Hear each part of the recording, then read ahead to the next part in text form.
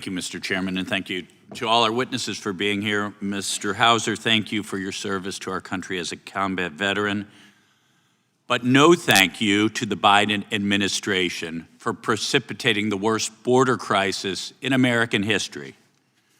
I would say that Joe Biden and his administration were incompetent, but I think it was intentional.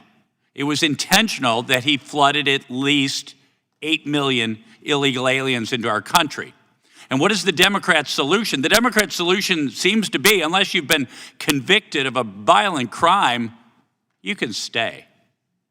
Not only can you stay, but we will pass amnesty bills to support you.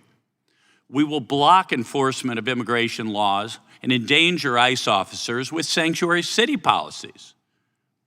We'll give you welfare. We'll give you health care. We'll give you free education. You know, if you want to come here as a birthright tourist, your kids will be citizens, and that will help you to stay in the country permanently. We'll give you free stays at luxury hotels. Oh yeah, Biden and his administration have really done a great job. Donald Trump has lowered illegal border crossings by 95%. Somehow that doesn't count. There are going to be surges later on, don't you know?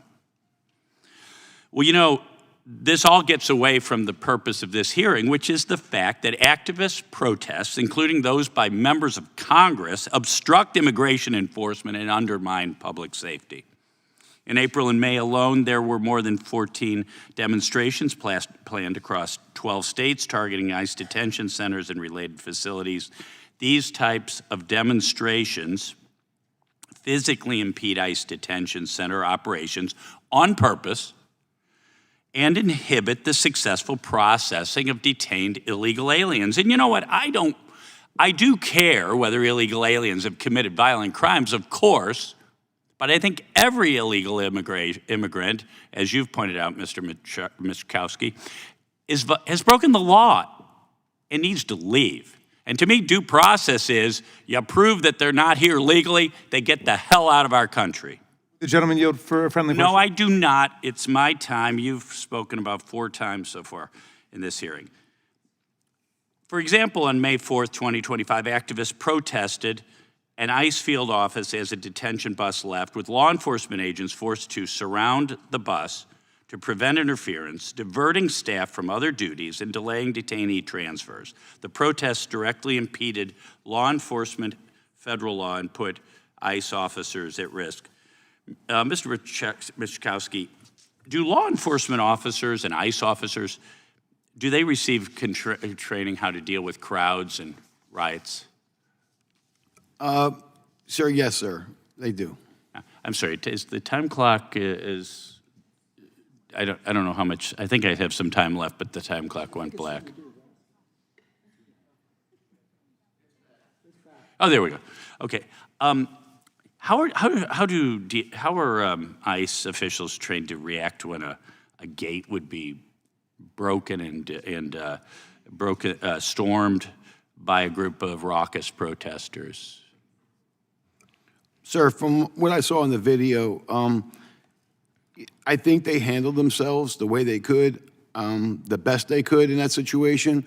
I mean, what I saw was a lot of belly bumping from lawmakers, putting their hands on the officers. Whether you agree or not agree, it's unlawful. Yeah. It shouldn't happen. Well, there's assault and there's battery, and when you touch another person without their consent, that's battery. And battery of a law enforcement officer, is that a violation of the law? Yes, sir. Even if you're a member of Congress? Yes, sir. We members of Congress aren't above the law.